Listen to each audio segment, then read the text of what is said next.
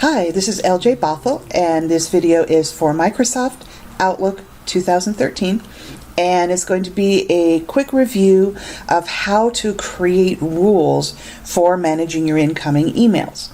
So, right now you'll see that I'm in Outlook. We've already gone through creating a couple of new folders. We've created announcements, reference, and students. And I've actually sent a new email to myself from another email with the subject Outlook 2013 Tips. Now, say you as students were going to send me info and you put the word tips in the subject of the message, and I were to get other emails with the word tips in the message, I would want to put them in my reference folder. And specifically, I've created an Outlook Tips subfolder in here in an earlier demo. So what I want to do is here in my Home tab, I want to take a look, and in the Move area, which allows me to move a message from one folder to another, I could, for instance, select this message, click Move, and decide to copy it or move it to another folder by doing this and then finding another folder to move it into. Or what I want to do is make a rule so other messages with the word tips in the subject will go over here to my reference folder. So let's open up rules. I could create a rule, I could manage rules and alerts. Let's take a look at it from Manage Rules and Alerts. Now, I don't have any rules in here yet, but from here I can create a new email rule. Here we are. To stay organized, what I would like to do is move messages with specific words in the subject to a folder. So I'm going to select this, and then I'm going to click Next. Oh, wait a minute, let's go back and see if there's anything. Apply this rule after the message arrives with specific words in the subject, move it to the specified folder, and stop processing more rules. That's what's going to happen. So hopefully it will affect the message that's already in my inbox, as well as new messages that once they hit the inbox, this rule will click into effect and move it to another folder. So now we'll click Next. So with specific words in the subject, I could check other things, but I'm not going to, because what will happen is if I were to say, with this marked as importance, where my name is not in the to box, it could actually narrow out messages that I do want to be moved because it's got too many criteria. So this one, I just want one thing to happen. So I'm not going to add any more. Oops, what do you mean? Step rule. Let's take a look. What else is that asking for? I've selected the conditions. So I need to actually click one of these with specific words in the subject, okay, because this is where I need to tell Outlook what I want. So it's going to have the word tips.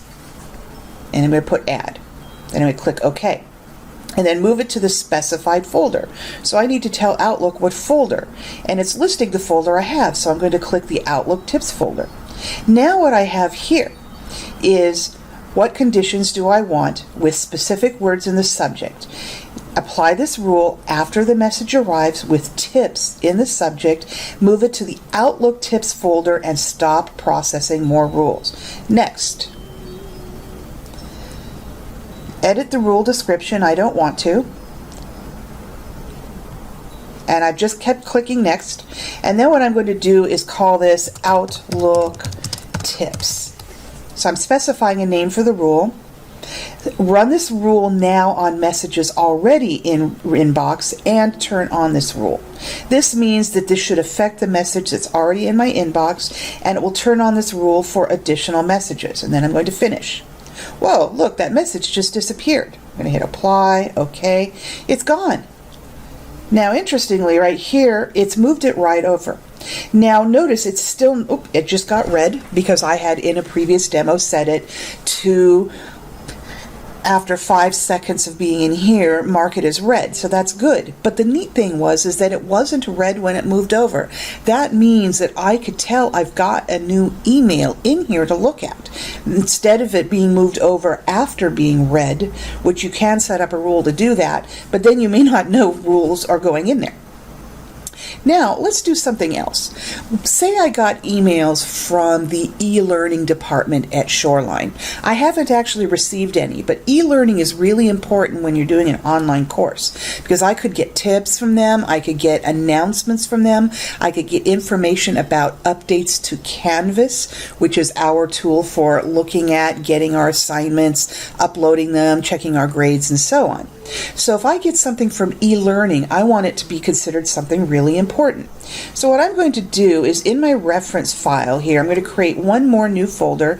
I'm going to call it e-learning. So I know it's from the e-learning department. But since I have no emails from them, I can't create a rule from an existing email. So here's what I'm going to do. I want to create a rule. I'm going to manage rules and alerts. I'm going to create another new rule, and this time I want to move messages from someone to a folder. So I'm going to click this. Next. It's going to go from people or a public group. So if I get something from e-learning's email address, that's what I want. And then after that message arrives, I'm going to get it to a specified folder. So let's find what I want to do. Well, right now I don't have much of anything in my address book because we haven't worked with contacts yet.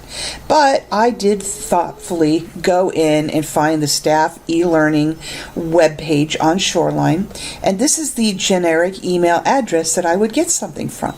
So I'm going to copy this email address. And then I'm going to move back over to Outlook, and I'm going to,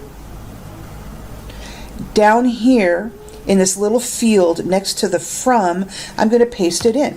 This is what you can do if you don't actually have a list of contacts to choose from. So from e-learning at shoreline.edu, this is where the message has to come from. Then I want to move it into the specified folder, reference e-learning. Okay. Then I'm going to click next. After this, I will stop processing rules. I don't want to delete it. I don't necessarily want to do an automatic reply.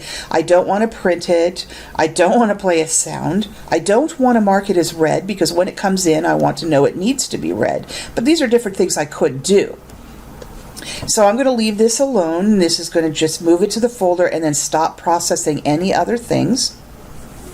And then, are there any exceptions? No. If it actually had a way for me to get an exception, like, say it was a newsletter. Say they had a newsletter and it had a subject message saying e-learning newsletter. I could then go in and say, except if the subject contains, and then put the specific word newsletter in there. But otherwise, no. There's no exceptions. Next. Specify a name for this rule. And this is just the email address that it's coming from, so I'm going to call it e-learning emails.